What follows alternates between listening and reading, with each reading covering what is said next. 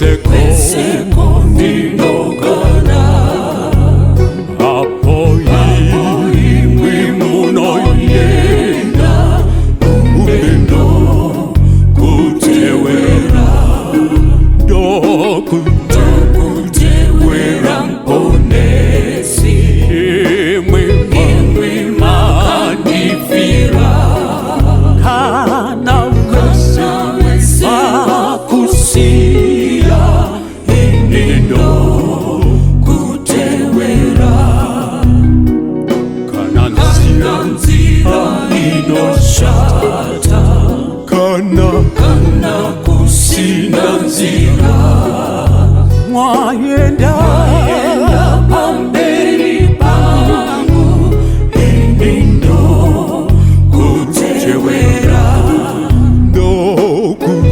kutewera mponesi imwima kandifira kana wese wakusia inindo kutewera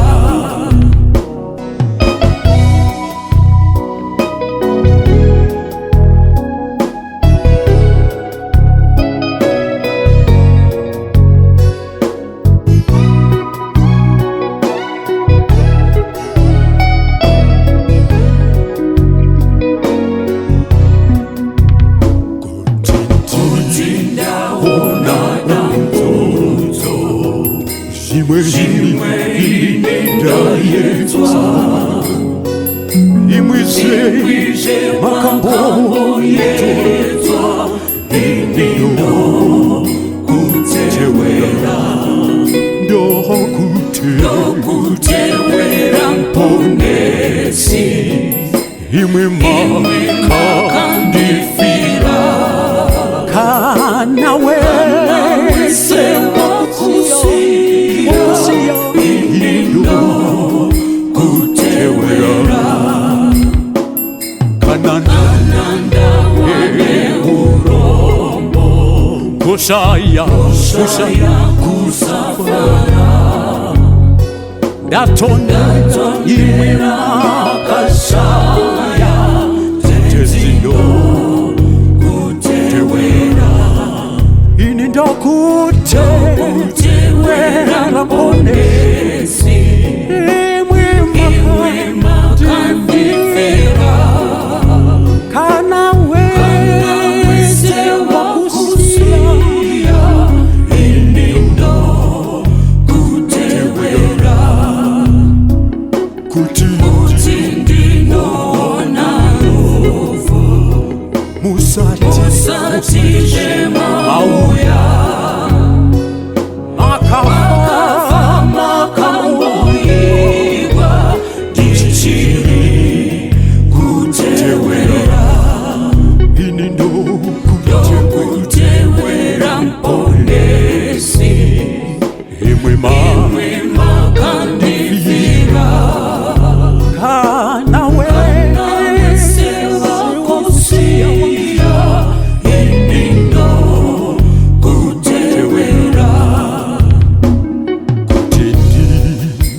nowona rufu musatize mauya makafa makamboigwa ndichiri kutewera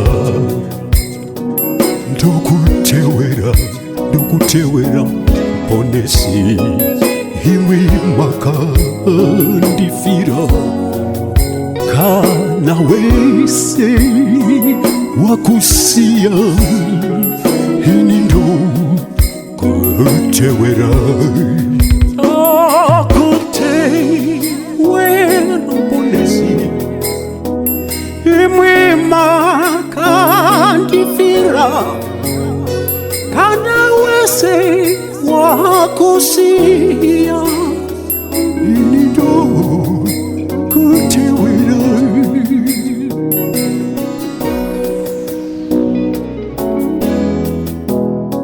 imwe makandifira kana wese wakusiya inida kutewera. Toda kuchingamidza mose kuchirongwa Family Matters mukati mezuva ranhasi kwenguva yakati tichimboshayikwa mbichana tozodzoka tichidaro. Toda kutenda Mwari nekusangana kwataita mukati mezuva ranhasi. Family Matters is still alive and kicking and going. Toda kutenda Mwari nekusangana kwataita mukati mezuva ranhasi, nachida kuti musangane vadare. Tine musoro wenyaya uri kuzinguza misika yose ende vadare tinavo vakagadzirira nyaya iyoyo. Ngatitangene panapa. Makadi hamane shamwari intinoitwa maijaricha. Thank you. Yes, next. Makadini wade wateriri nevatari ndinoitwa Elda Nyamazana. Okay. Kwasoko muri hamane shamwari tinofara kuonana zvekare paFamily Matters. Nhasi muchanitendera musvokozvo. Sure. Kumbokwazisa vanhu vaviri. Kuna anonzi Sandra Majokoto neanonzi Mildred Alfred. They are keen followers of the program. May God bless you. Toda kutenda chose. Yes, next. Kwasoko muri hamane hanzvadzi indinonzi Watson Mbiriri ndiri mufundisi. Toda kutenda zvikuru tichisimbisa vatsigiri nevateveri vechirongwa chaFamily Matters kuti aiwa chirongwa ndechenyu chiri pano kusvikira mati eke. Toda kutenda zvikuru nevamwe vari kuti tiri kuona tiri muvhinduku muNamibia. Toda kukutendai Mwari vakuitirei zvikuru mukati meNamib Desert mamunenge muri umo. Toda kutenda chose. Mukati mezuva ranhasi gono toda kukurukura nenyaya hanzi absent mothers. Ende kazhinji tinozowanzotaura nezvema-absent fathers. Ndo vanenge vari popular, ndo vakatora mukombe kwenguva yakati rebei. But mukati mezuva ranhasi tachida kuridza seri kwakoni. Tirite sere. We want to talk about absent mothers. Saka maybe patingatangire kuti vhure dariro yedu. Handini ndizvo here? Ndipe kutiko, is there such a thing as absent mothers? Zviripo here zvinowanikwa kupiko? Kana kuti tatanga kuda kungonyepera vanhu. Handiti muri kuona. Yes, absent mothers. Is it real? Yes. Zviriko musvokozvo. Kazhinji ndofunga tinonyanya kutsimbirira kuma-absent fathers nekuti tinenge tichitarisa physical absence. And tinoona kuti nema-statistics kuna ana maiwo futi vasitoripo mudzimba vari unavailable. Mudzimba physically they are not there. Unogona kuona mai after a very long period of time pamwe makore atofamba. But ma-statistics iwayo mamwe anogona kuita mashoma kudarika ana baba, saka tinyanyotaura zvana baba. Asi kune ma-absent mothers mamwe futi dzimwe two types. The first is an absent mother vekuti vanodzoka kumba every day asi alapo. Saka havana nguva nevana vavo. Saka vana vanosangana nezvinhu zvakawanda asi mai vasingazvizivi. Nekuti vanobuda vana vakarara vodzoka vana vakutondorara kana vachionana kungokwazisana chete. Saka that type of mother is somewhat there in the house, but technically is an absent mother because havasi kuplaya role yavo muupenyu hwemwana. Kwozoita imwe futi type yema-absent mothers vekuti varipo pamba. They actually have the time, but they are emotionally unavailable. Saka you'll find kuti kune vamwe pamwe vatori abusive kuvana vavo kana vari dismissive kuvana vavo. Saka unenge uchitovaona kuti ava mama wakagara apa, asi kuti uende unotaure navo kana kuti ukurukure navo nyaya dzinenge dzichikushungurudza kana dzaunenge uchifunga haukwanise nekuda kwemagamuchiro avanokuita. So you'll find that there are three types of absent mothers, the last two being the most common. Asi chero vari physically absent vacho vekuti hautovaoni zvachose variko zvekare. Alright. Zvakaoma. Munhu aripo but haapo. Ritezere. Physically aripo but haasitoripo. Handiti muri kuona. Vamwe vatoripo physically and vatoripo futi emotionally. You know, thank you for categorizing these issues. Nyati mune masoko amuruda kutaura. Yeah, phenomenon me-absent mothers yakakosha kuti discuss it because iriko ini ndinoshanda zvakanyanya ma-communities and I'm actually realizing kuti kune vana vari kutorarama vasina ana amai physically wasitoripo and chimwe chekunyanya kukonzeresa inyaya yediasporanism. So you notice kuti I remember sometimes chifonerwa nevamwe amai vatori kugermany vachindikumbura munondondoro mwana wangu ari pakati ari kuabhuswa zvisingaiti. Then I asked myself kuti amai vaimboenda kugermany vachinosiya mwana ari ega chii changa chaitika. Saka you notice kuti wariko ana amai wakadaro and pane imwe issue yatotaurwa na advocate yekuti mwana nga aripo but emotionally asiri attached to the child and are a bit abusive. For me that's also an absent mother. I remember talking to a certain young person achinisendera message achiti then I'm thinking of committing suicide. Akatondiudza kuti ndakatoatempta commit suicide but yes I did ndakatempta commit suicide ndakazosevwa nemunin'ina wangu but I still want to commit suicide. Ndikamubvunza ndikati chii chiri kunetsa inini amai wangu we are not in good books because amai wangu is very abusive, amai wangu hawatombondide and all those things. Saka ndakaona sekuti vana zviriko zvekuti mumba amai vanegona kunge varimo but perhaps vari kusiri kufulfilla ma-duties avo. I think as a mother parents have a duty of care. So if they fail then to fulfill that obligation, then it means they are not there. They may be there physically, but emotionally they are not available. You're right. And one of the most delicate, things zvakadaro zvekutiko zvirimo mudzimba, but sometimes hatizvione, is the importance, the pillar of being connected to each other in the family. Kana vanhu muri mese so, but we are not connected at all. It amounts to absenteeism. Mungori under one roof, but you are absent. You are not there for each other. Yes. My Chinengo, you wanted to say something. Yeah. Okay. Nachida kuti I think kazhinji tinonyanyotarisa absenteeism yababa. But sizvataurwa nevadare vanditangira kuti zvinokoshawo kutarisa absenteeism yamai. Pana ndichitarisa hangu masikati pane definition yandawana yandichakuverengerai. Yange ichiti an absentee mother is a person who is supposed to be your mother but isn't there either physically or emotionally present or both. Okay. Saka mai vanogona kunge varipo physically but vasipo emotionally. It means kuti she's an absent mother. Saka mchana kuti basa ramai pakuumbwa nekukura kwemwana rakakura zvakadaro zvekuti even bond ramai nemwana rakakura zvekuti ndinoona inini kushayikwa kwababa dzimwe nguva kunogona kuti tese kuti reruke mbichana pane kushayikwa kwamai nekuti kunyangwe neshoko raMwari nyangwe mabhuku echikristu atinoverenga nyangwe vanotaura nezvepsychology masociologists mumafindings avo vanoratidza kuti mwana ane childhood ina mai vari absent whether physical absenteeism or emotional inotori worse so near yet so far vari kure at least hauvaone every day zvinokurwadza and all but vatoripo vekuti especially a dismissive mother it's very painful for a child. Mwana chinhu chiri sensitive munhu ari sensitive wekuti anokasika kutoona kuti she's there but she's not there. She's so near to me yet so far. Saka mchana kuti vana vakadaro vanokura vaine maproblems akawanda tichadiscussa panapa but ndoda kungoti ndibvume nekutaura kuti zviriko ende zvinhu zvinobata zvakanyanya zvinoaffecta vana. All right.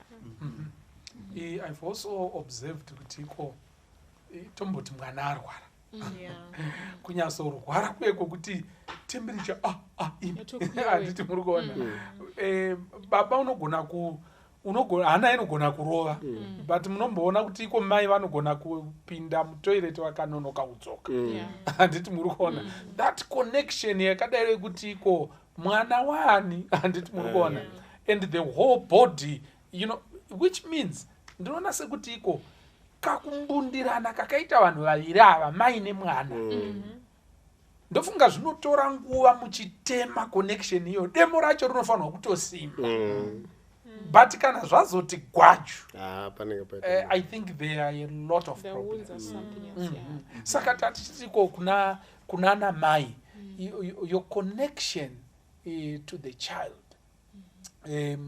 Tiri kutiko mudzi wacho mukobvu, wakanyanyoita mukobvu. But kuzokwachura manje, zvinotora nguva hazvo, zvinoda simba, zvinoda persistence, nedemo nehasha dzakawanda. But kana pazodambuka, kupagadzirisa ndiri kuona sekunge hazviperi mushe. Handiti muri kuona. Yes, Gono, you may want to add something. Is it real? So absent mothers variko uye zvinobata upenyu hwevanhu chaizvo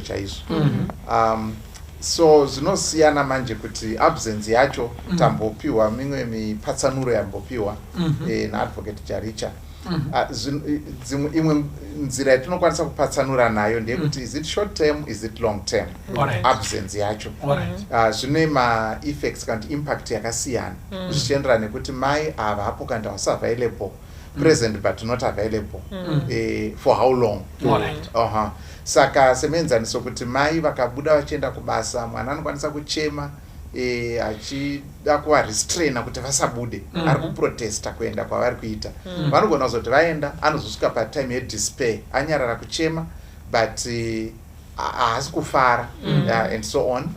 Pavanodzoka kana ari kuyamwa mukaka anogona kutorama mukaka, that's detachment yekuti ari kuratidza kutsutsumwa kukuru nekuda kwezvaitika. But kana ya long term inozoitawo mamwe ma-effects ndofunga tichataura mukufamba kwechirongwa and so on. Saka zviriko zvechokwadi uye zvinobata nekushepa upenyu hwevanhu. Nyaya tiri kuitaura sinyoro nevadare nekuda kwekuti pana mai ndo pane kuumbwa kwemunhu zvikuru sei pamakore ekuti munhu achiri mudiki kunosvika pama3 years pa 4 years ndo pari kuumbwa language, ndo pari kuumbwa world view, ndo pari kuumbwa zvinhu zvakawanda, even zvakaita sekuti affection chaiyo ndo pazviri kuitwa zvine ma-consequences ari far reaching kwaachazoenda munhu uyu. Saka zvimwe zvacho zvatinokikiritsana nazvo kumberi kuti munhu akaita sei kuyu, munhu akaita sei, pane deficiency inogona kunge yakatoitika uku. Iye anogona kusatozviziva kana kuzvinzwisa kana kuzvitsanangura kuti I mean, why am I this? But saka that's why it's very important kuti titaure nyaya iyoyi. Thank you so much. But what type of circumstances that surround mothers dzinokonzera kuti vazonziko vato absent? Anditi muri kuona chiko chinei chaitika, what are the drivers dzekuzoti iko maya havasizipo? Anditi muri kuona yes. I've seen you advocate Jaricha. Kubata physical absence ya mai. Muchaona kuti sekuno kuma developing countries kwatiri kuno. Ma-economic hardships akawandisa and they are common. Panogona kuita situation yekuti mwana musikana atsotsona mutsotsa aita mwana ana any qualification inobatika yanogona kuti ndogona kuita basa rinonda komotita ndine mwana. Basa raanogona kungowana nderekuti itosiya mwana otosara nambuya. Pamwe mwana ane gore abviswa pamukaka, mai votoenda kure kunoshanda, to maybe in the same country or even kutobuda kunze kwenyika. Mwana yosvika kana 4 years achingoita mai vekuratidzwa either paSkype kana pa zvima-audio zvepa-WhatsApp, zvima-video zvatinoita zvima-video call zviya nechi. Ndo picture yainayo yamai. And zvichienderana nekuti ari kutaundi here, because pamwe pacho ari kugara nambudzi kwachienda mbuya. Mbuya vane kana vatori kumausekwa zvatowesa, vane kambudzi, maybe kambudzi kachifuta vatorina, vanotofonerwa pa-next household. Zvekuti kana kuti anzwe voice ravo chairo anogona kusatoriziva. Saka izvozvo ndo zvimwe zvinhu zvinonyanya kucontributa kuti vanhu vanotsotsa vanhu. Vati ndakuda womupa nhumbu wobva aenda, mwana yongosara ozvarwa uye nekuomerwa neupenyu atarisana namai pamusha ungoti mai sarai makachengeta ini ndakuita sei ndakuenda. That can be another cause. Absent mothers. Thank you so much. Yes, Advocate Jaricha. Chimwe chezvinhu chinokonzera ma-absent mothers i-desire for companionship. Saka munoona kuti semunyika medu muno ndo chimwe chezvinhu chanyanya kukonzeresa kuti munhu anenge aita mwana pamwe it's out of wedlock kana kuti akaita mwana achiri mudiki kana kuti marriage yake yakazofeila whatever the circumstances are, but asvika papoint yekuti ave single mother and nemapressures anenge aripo from society, family, kumachechi and iye wacho kuitawo shungu dzekuti ndinodawo kuwanikwa ndivewo nemunhu wandinogarisana naye ochisangana nemunhu anoti iwewo ndinokuda asi handidi mwana wako. And some mothers unfortunately then decide to prioritize the marriage over their children. Saka vanobva vasiya mwana kana vana oenda onotanga muchato munyowani otoita vamwe vana ikoko otokanganwa nezveuyu pamwomono apo nepapo, but now they are an absent parent in that child's life. Chimwe chacho chinokonzeresa especially mothers anenge ari present but ari emotionally unavailable inyaya yedepression. So you will find kuti madzimai anosangana nezvinhu zvakawanda and mukudhila nazvo some don't get the help that they should get, and some fall into depression and vakuchiita take out zvinhu pavana instead of kuratidza vana rudo ndopaakutochipedzera shungu dzake ipapo and they become emotionally unavailable for their children. Saka ndo mamwe macircumstances anokonzeresa ma-absent mothers. Okay, yes. Yeah, I think chimwe chinokonzeresa itori pressure yekubasa chero. Yeah, for long working hours. Yeah, my long working hours. Ndinoshanda neshamwari dzangu dzakati wandei dza mothers. Unotoona kuti munhu anosvika kumba handiri kumba but ndichibika ndiri busy nelaptop. Makusena 3 munhu umuka futi apa laptop. Saka munhu anosvika kumba na 7 maybe wana watorara. Mangwana makusena ari muka achienda kubasa wakarara futi. Saka munhu anogona kupedza week asina kuona asina kuona vana. And pari kutapa weekend pacho zvekuita zvakadi zvakawanda. And basa kazhinji kacho rinotakurwa kumba. Laptop inenge iri kumba saka vana anenge asitomborina time yekudi yekuwaona. Saka muchona kuti nhau dzekubalancisa career neparenting ndo chimwe chinogona kukonzeresa absent motherhood. Zvekutoti pandori nemamwe macircumstances ekutoti watinoti mahelpers ndiwo anenge akutoziva nezvemwana kudarika amai wacho, and even the helper anenge atova more attached to the mother more than kuna amai, because amai wari kuconcentrate more necareer and mwana obva asuffer in the process. Saka ndo chimwe chandakaona chinokonzeresa. Then pane issue yandachimbotaura diasporanism yekuti vanhu vari kufamba mazuva ano, munhu akapedza nesaid yake akudi munoona nenhamo iri muno musinyoro ka zvimanetsera zviri kuita zvinhu. Munhu akaudzwa kuti nouya kuno kudiaspora mari ubva aisirwa patebhuru anongokiyakiya ongosiya mwana paanenge asiri sure but adi angoti chingochengetaiwa mwana wangu pamwe atonyatsa kuzivana kuti achasara achiita sei. Saka izvo futi zvinokonzeresa. Saka I think in summary inhau yekutsvaga mari. Vanhu popora vari kutsvaga mari, vana vanogona kusara vasina ana amai. Yes. Kuwedzera kuti pane pambotaurwa namai Chinengo. Saka muchaona kuti kune vamwe vekuti they are emotional, vekuti maybe atsotswa paita mwana pasina kutarisirwa munhu asati awanikwa. Kune vamwe vanozoita absenteeism iri emotional absenteeism. Pane mhuri yandinoziva takambogara nawo somewhere mhiri kwemakungwa, I mean tichigarisana pachimana. So vaibvawo kwavaibva, isu tichibvawo kwedu kuno kwatinobva. So vanga vari vekuti mwana wavo musikana mukuru anga aine akaita mwana achiri pamba zvichiitika, asi nekuda kweposition yavo ivo musociety havana kuda kuti zvizivikanwe kuti mwana wavo aita mwana. Saka semhuri vakanga vatori neposition yavakawirirana kuti mwana wedu haana mwana, zvokuti uyu mwana uyu aitwa nemwana wavo muzukuru wavo anga asingatenderwi kuti mama kuna mai vake varipo anototi ndisisi. Muri kupaona? Saka zvinoreva kuti nethat arrangement ava mai ava vari present but unavailable kuti vaplay role yamai. Mwana wakabereka atoripo asi nekuda kweposition ine mhuri nestatus yemhuri musociety vakaona zvisingaiti kuti zvinzi mwana wedu ane mwana iye ari pamba. Saka ndo chimwe chezvinhu zvinoitika izvozvo zvekuti physically present but emotionally not available. Mwana saka mwana uyu haana mai asi varipo. But hakuna here rimwe divi rekuti iko you know, coupled with deep love of money, ndongoti iko mari, saka muda kuti ndiita sei? Ndiruda kutomboti nditsvagewo mari zvinhu zviite nani. Zvikaenderana ne just general ignorance yekusatongoziva kuti iko the effects yezviri kuitika pakati pangu nemwana wangu. Kana kuti maybe you might be aware maybe of the general effects, but the depth, you don't even understand how deep you are tearing this thing apart. Hakuna here zvimwe zvakadaro zvekuti iko vanhu vari kungoti iko they do dhega ndinozoya ndomuona, but they don't understand, ignorant, you know, the depth and all that and the effect. I don't know. This was a child from Shoko. I think as a society, wesine social media like nema peer pressure nengariko, my priorities edo are misplaced. Takukoshesa zvinhu kudarika lana. Even within our family setup.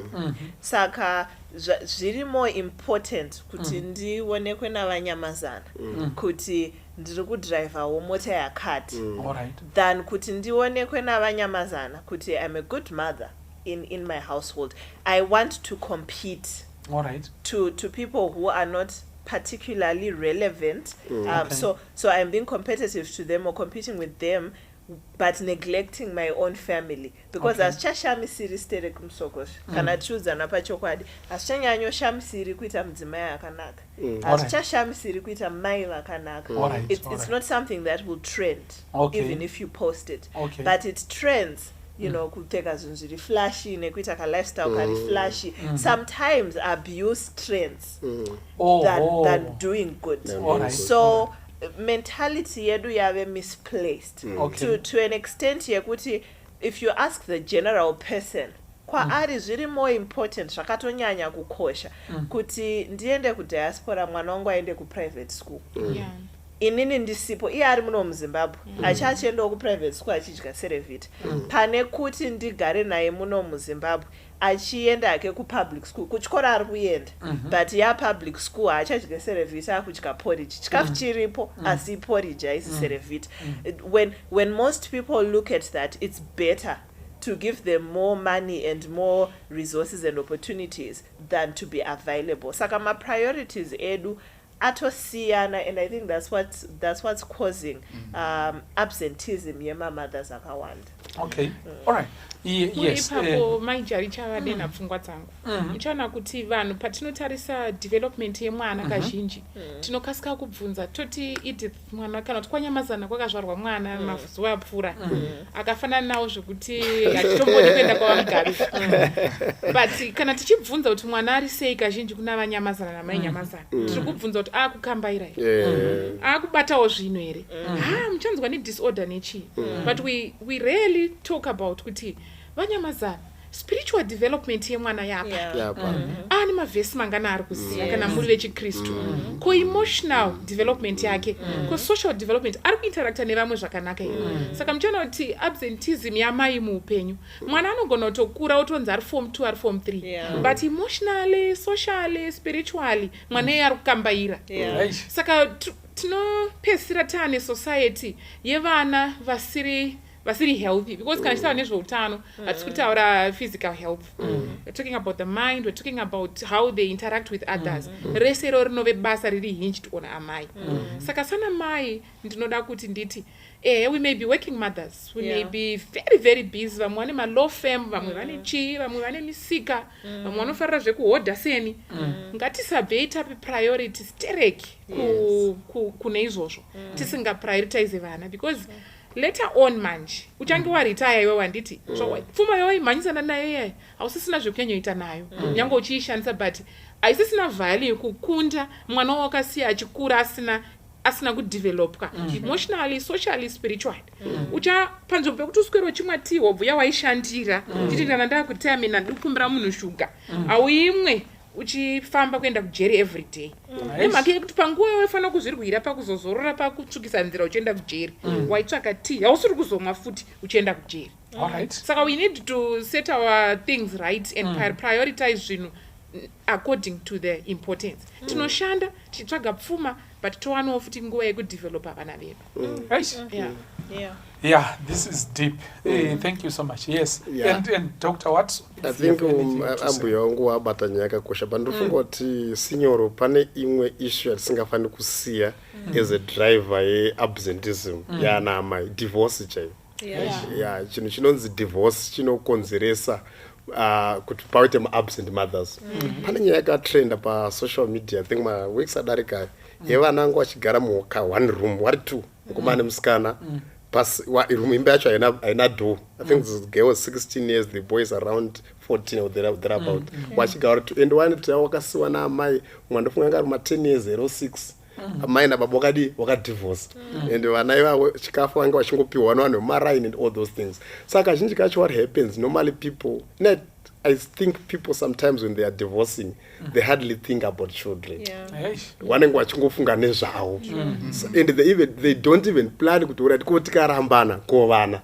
Saka ndoponoona paya paya yambotsawa namai jaricha yekuti maybe varambana amai vanoroorwa uku baba obva varora uku then vana ndo zvaitotaura vana vandikuti vane zvavo waitoti amai vakaroorwa somewhere baba vakaroorwa somewhere and wabva wasara vari vakaroorwa futi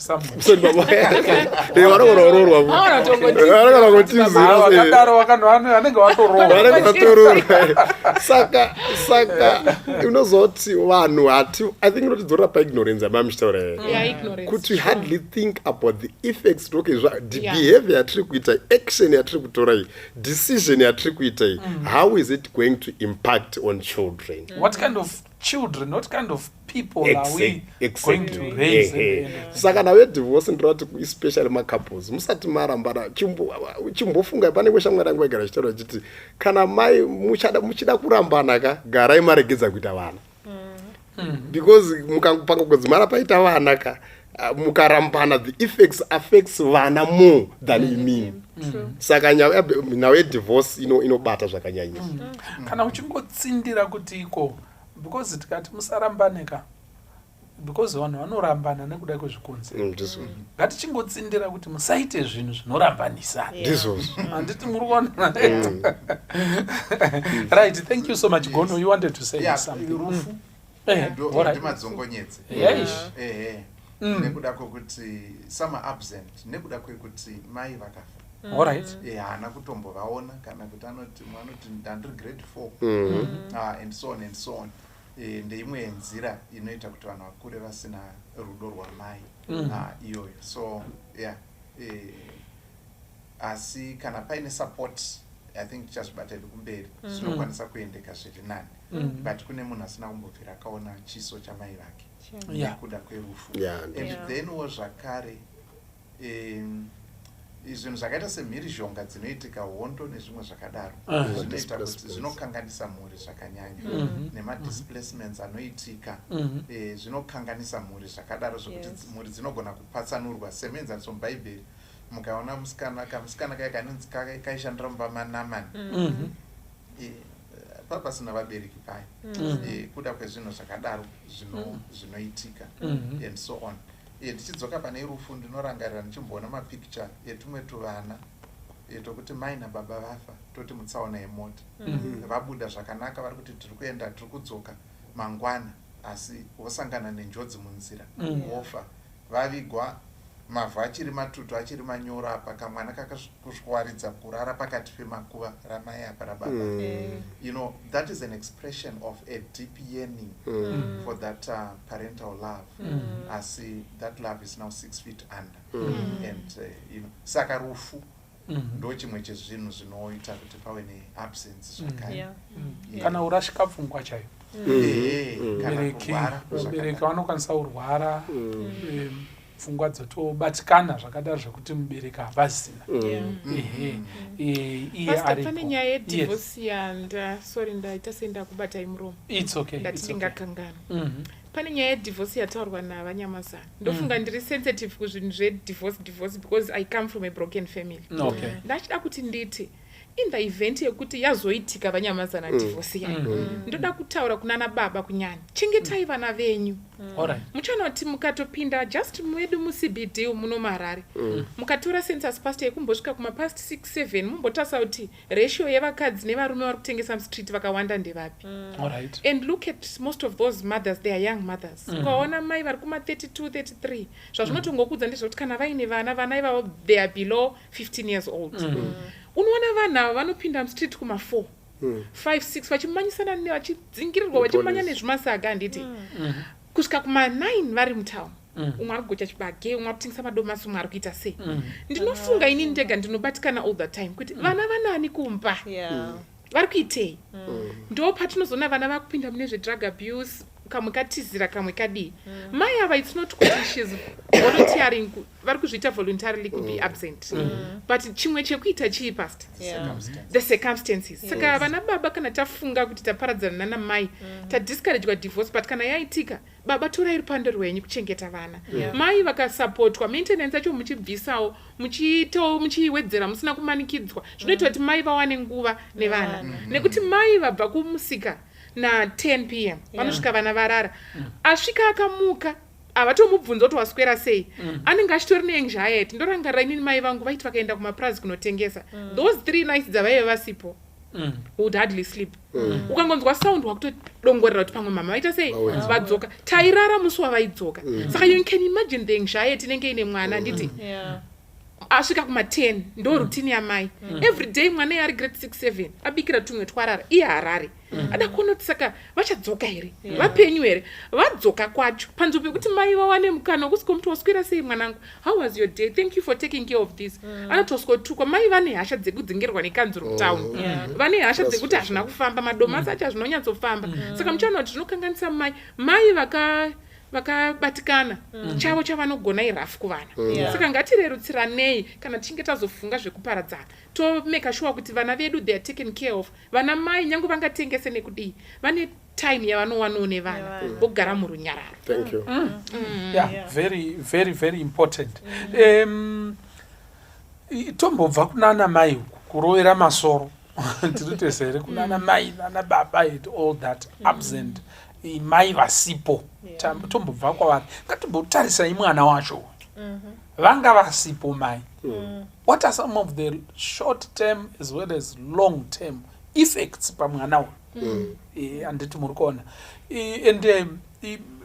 Ndaiverenga a certain book richitiko the advantages yekutaurirana kana muchinge makanganisirana mukati member husband and wife. One of the advantages dzandakaverenga bhuku iroro rainzi hanziko kana when you don't have any baggage between you and your wife, hanzi you are very much prepared to walk into other things and do other things knowing kutiko my marriage is okay. Anditi muri kuona. Saka let's talk about the baggage rine riseri kwemwana akasiiwa ari ega. Yet he wants to dream, he wants to drive through life circumstances and go up hills and down hills and all that. Aruda kuzviita izvozvo. But the baggage, what type of a baggage do we create pamwana uyu?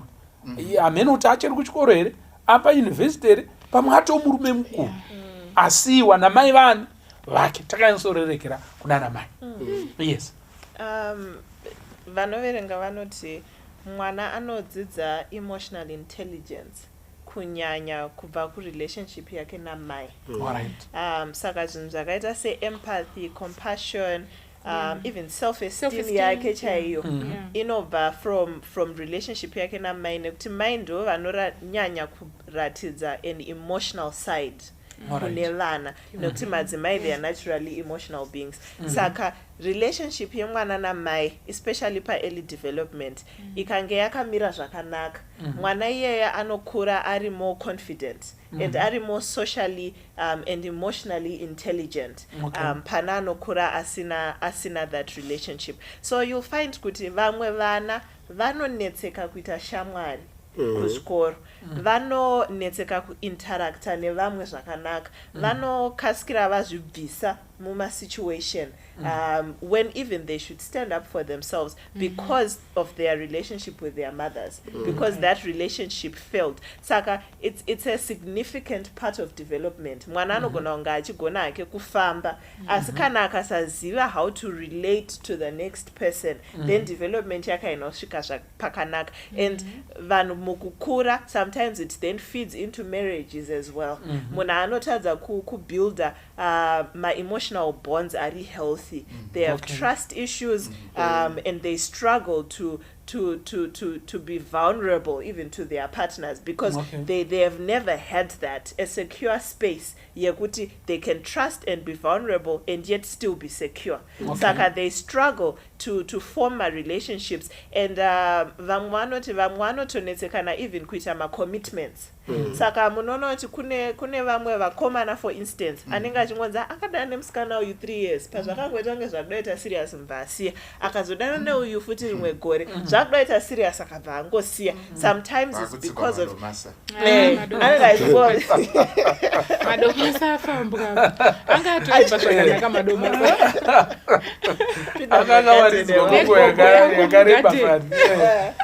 so it's sometimes because they have anonzi mamami issues. Ekuti they didn't have a healthy relationship with their mother, so they struggle to commit, especially when it comes to relationships. Saka zvinhu zviri serious, so kuti we should take it seriously. And ndichita sendiri kukudzosai kumashure pictures, pane nyaya dzanga dzichitaurwa dzema-reasons why you end up having absent mothers, and papa mienzaniso yendufu nema-circumstances nechi. And I wanted to appeal to a mother who has a choice. Kuti you are still alive, you're not dead.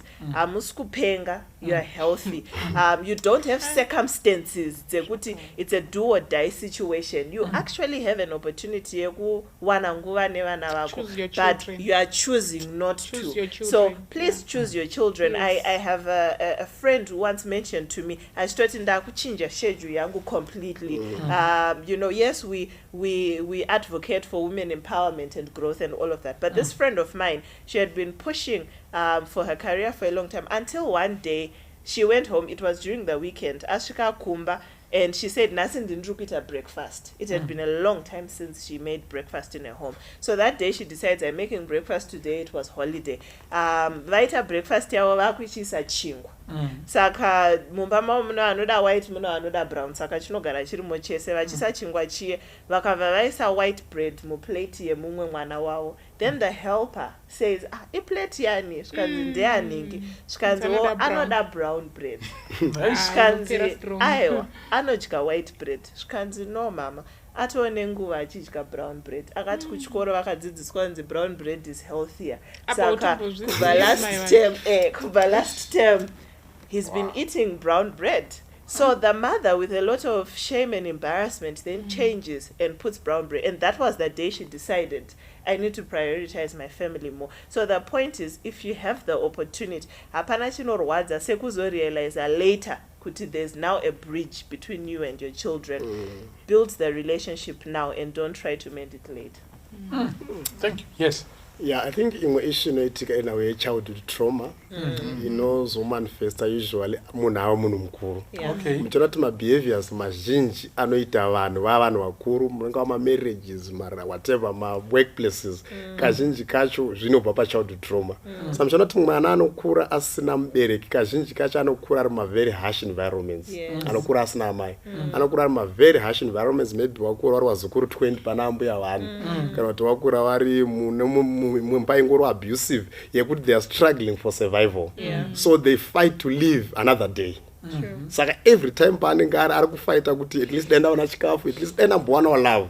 Saka that process expose to much severe trauma.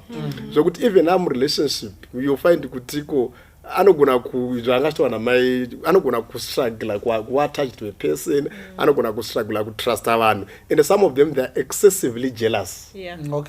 Zvokuti kana ndowana yekuti kana akangofila kuti maybe munhu vari kutaura naye maybe makutodanana, they blow things out of proportion because ari kutya kuti anogona kungotizwa. Saka ma-relationships they are also affected. Then imwe issue inowanzoitika inyaya drug and substance use. Ndo imwe chinhu chinonzi drug and substance use is usually a result of peer pressure, but peer pressure yacho zvakare iri also linked to low self-esteem. You will notice kuti patiri kuti mwana aita peer pressure ari kuda kufita within a certain group, handitika, but ari kuda kufita within a certain group, ari kufila kuti iye akasafita mu that certain group hawane status that he or she deserves. Saka panenge paine ma-issues echi a low self-esteem. Saka anobva ati kuti ndigamuchirike nevanhu ava nezvandiri I have to do what they are doing. Saka ndo inonzi peer pressure. So ari kuda kutira kupinda megroup kuti agone kugamuchirika because iye pachake he or she is feeling kuti he is not inadequate. Haana kukwana. He is not enough or she is not enough. So mchati mwana anokura asina amai anofila kuti but look mwari kuenda namai yake kutauni, mwari kuenda namai yake kuchechi, wari kutenderera. Saka anozvitarisa kuti but what's the problem with me? Why am I always alone? Sei ndisina mubereki.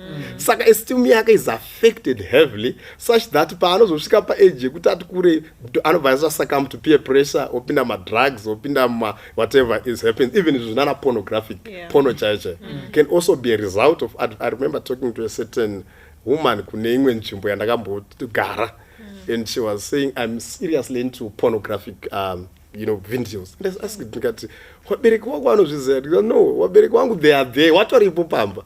The father, of course, well, they are there, but they don't know anything. And takatozonyanya kundishamisa ndechekuti aitoti ndakatodropa kuchikoro, but they don't know as well. You see, saka but atwa pornography. Saka ndo zvimwe zvezvinhu zvinogona kuitika tingati ma-social ills anouya kana pasira, because social ill like pornography, drug and substance, it's a child who's trying to escape from, some reality. And then they try to find a haven in my drugs, pornography, and other social behavior. So, those are some of the effects that can happen. That can happen. Anziko, rimwe dambudziko rinogona kuitika iro rine with what these children struggle with.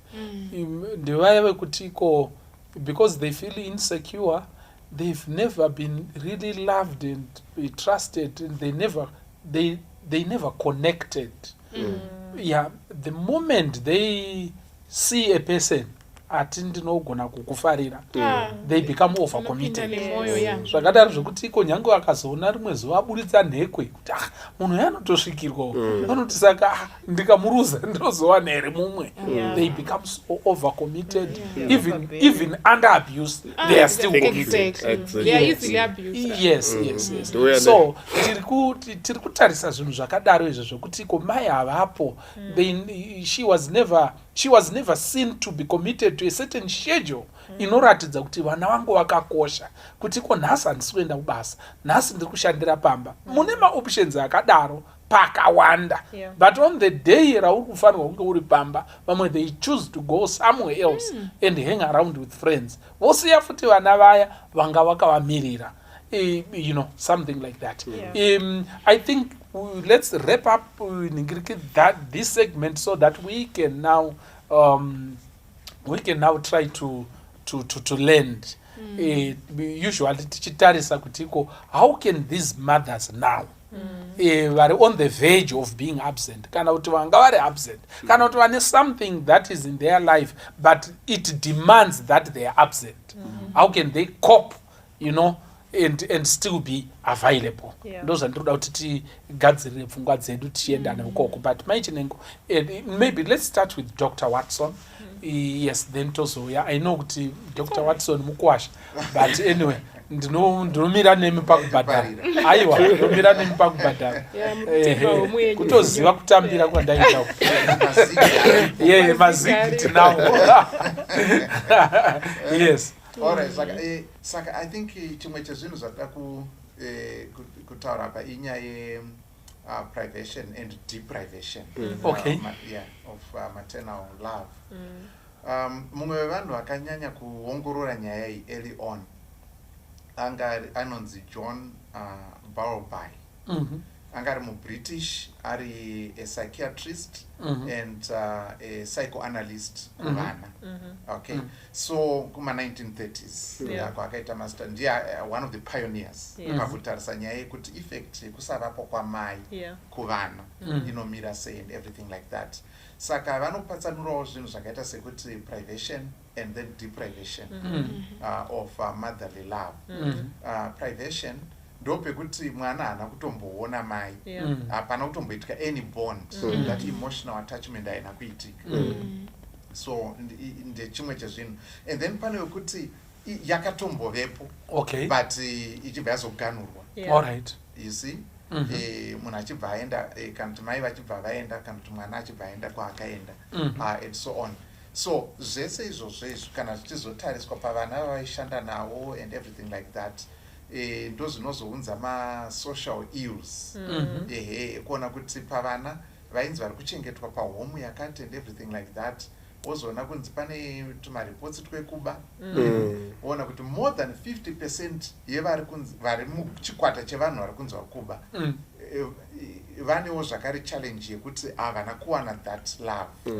Zvokuti mumwe munhu anogona kutotsvaga attention through those means, kuti anoba chikorobho chaicho chaasinei nacho, but arikuda attention through those kind of means. So zvinogona kusisa futi vana kudepression, nyaya yekusavapo kwemubereki akaita samai, mwana anokwanisa kuva depressed. Zvinoaffect academic performance. Muchaona kuti indakamboshanda ndiri mufundisi pachikoro, chimwe chezvinhu zvandakaona kuti chinonyanya kuremera vana matambudziko ezviri kumba. Ndo chimwe chezvinhu zvokuti muklasi soyegeography pari kutaurwa matectonic plates haaoni, maziso akayangarara misodzi, arikufunga nhamo ngwavaira yake, rufuse rwaari maguri. Saka zvine matambudziko akawanda zvikuru kwazvo anobatana nevana kana rudo rwamai rusipo, nekuti mwana anoda mudziya werudo rwamai runomupa an environment yekuti anyatsa kuva zvaanofanirwa kuva. Asi kana zvikashayikwa, zvinoreva kuti pane zvinhu zvisingazogadzikani zvakanaka. Zvizhinji zvinozooneka mumamarriages, but you can't even pinpoint kuti zviri kubva kupi. You know, I think chekupedzira chandingataure tiri papapo, I think this scholar uyu John Bowlby akakoina a term yaitaura kuti something like affection psychopath. Yakadaro yekuti mwana haana kuwana affection, saka haagoni kuipa. You can't give what you don't even have. at a conscious level achiziva kuti, and anokwanisa kushayiwa tsitsi dzakanyanya nevamwe vanhu, nekuti those things were not stimulated at a time when they were supposed to be stimulated.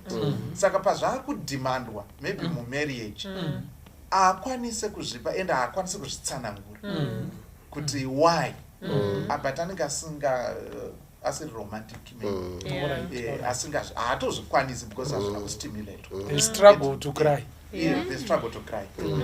Saka ndo zvimwe zvezvinhu zvinobatana nedambudziko. Alright, thank you so much. So ndo zvawakararama zvitori, mai wakawaona kamwe chete pashopu yekwachingwaru, uchibva wanzi ndo mai vacho ava, uchibva wakwira bhazi ndobva vaenda. Iye zvino watoo murume mukuru, kana kuti uri kuuniversity, kana kuti uri mudzimai wemunhu, handiti uri kuona. How can you balance with that background? Ungaita sei? Yes. Ndinoda kuti kune vana vanenge vari musituation iyoyi, the first important thing kuva self-aware. Tongoti vanhu. Vanhu, yes, but kana chiti vana mai grown and young, the first important thing is to be self-aware. Kutozviziva kuti this is my situation and to accept it. It's the only way you can start acquiring knowledge about it and seeking help. Saka ukamirira kuti mudzimai wako kana kuti mwana wako achitanga kuti mune problem, you are overbearing, cannot, you are emotionally unavailable and you are defensive about it, kuti no, I'm fine, those are nditori chingondigamuchira ndakadaro.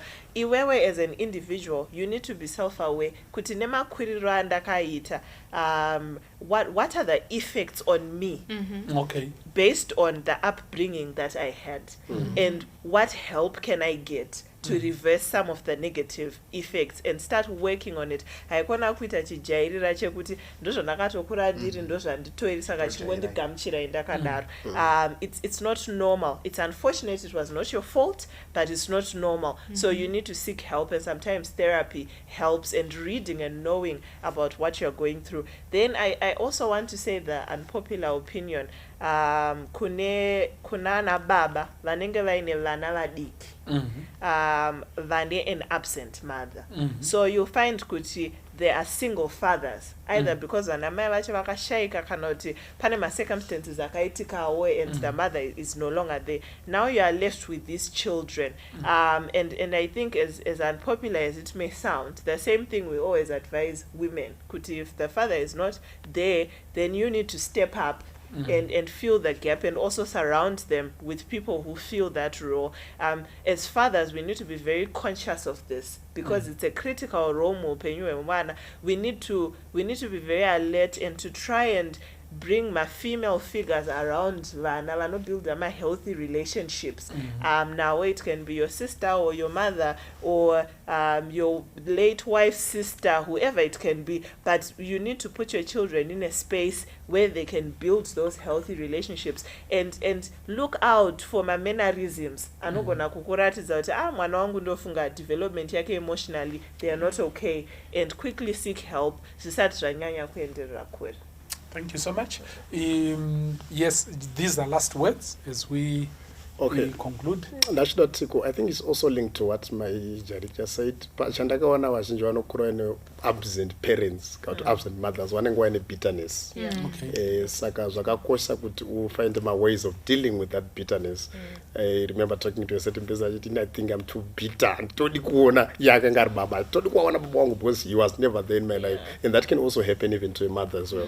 So seek help. But I think the most important thing also, kana amai vacho varipo, try as much as possible to reconcile sometimes, because reconciling can also bring closure sometimes.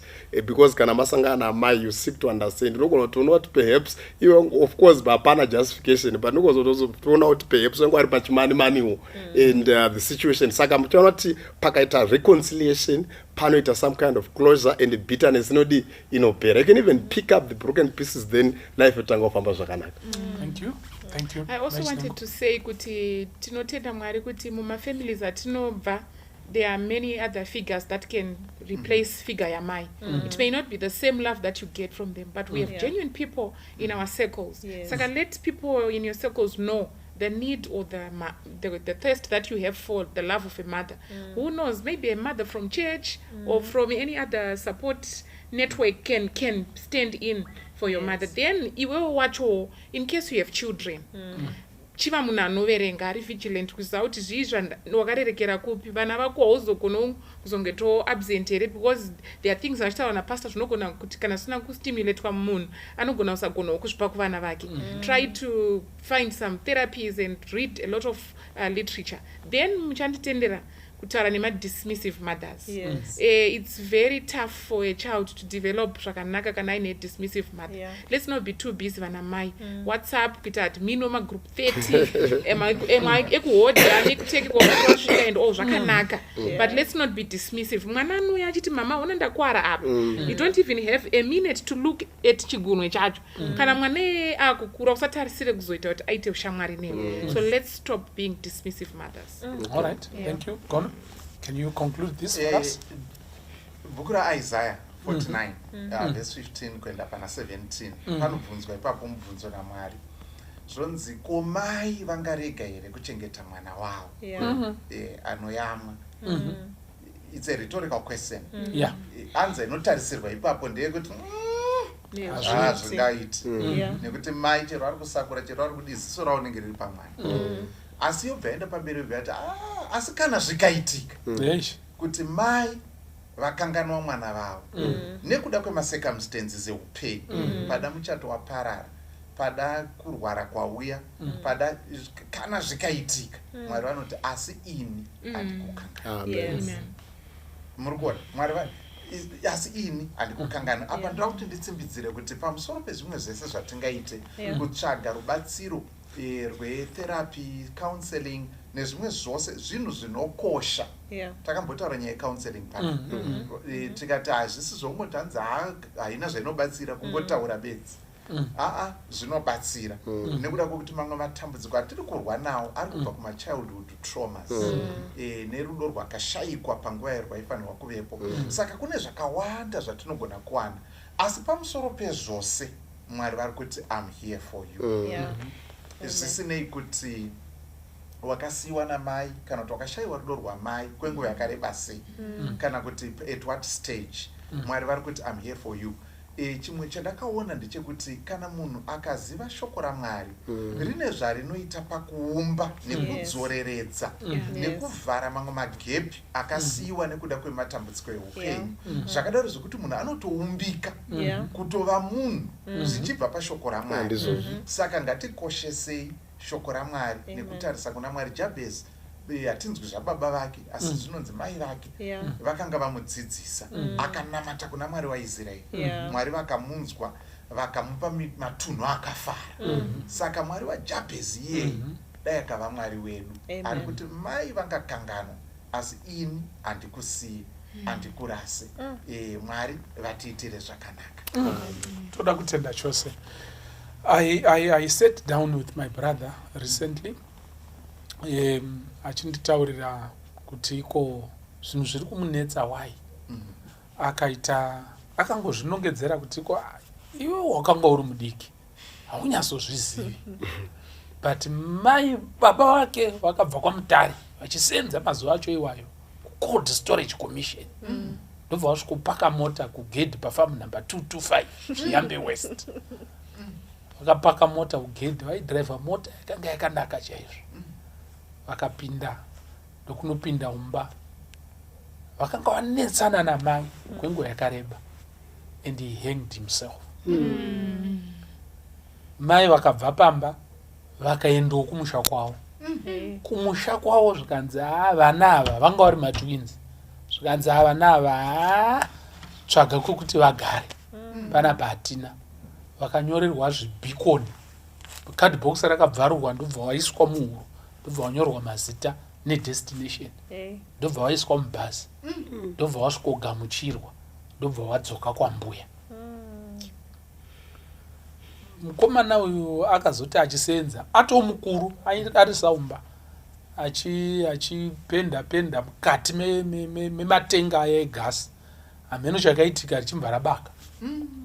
But akakwanisa kubuda akatsva mwiri wese, ari muparenyatwa, akafukidzwa akatsva, mwiri uri white.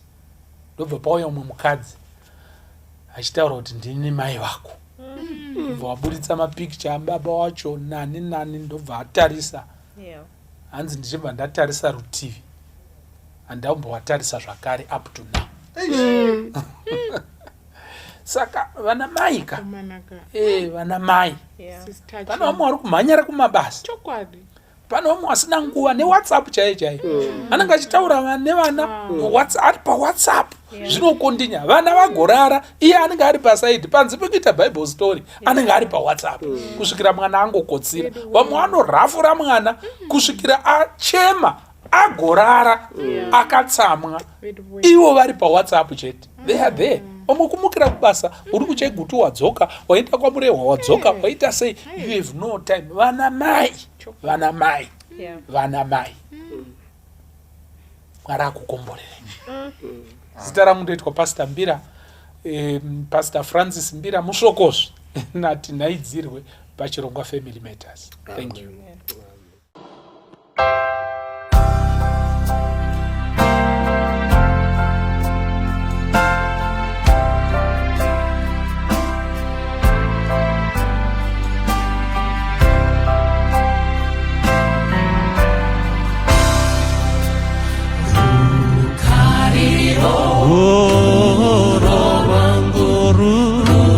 Simbire kuna Kristo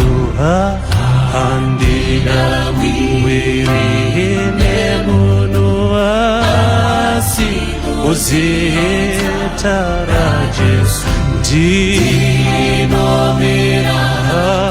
kuna Jesu ndiye dombo yeyo yangu zimwe ndichanyura kuti alikwa Evangeli matsitsi dzake imbo mumepo yesimbaru okorwake ini ndinomira kuna Jesu ndiye dombo neyo yangu chene ndichanyura chirangano chake ichonde chitsetso chero karo zvinondipa iroro sembero pakati pematambudzo ine ndinomira ikoko na Jesu ndiye dombo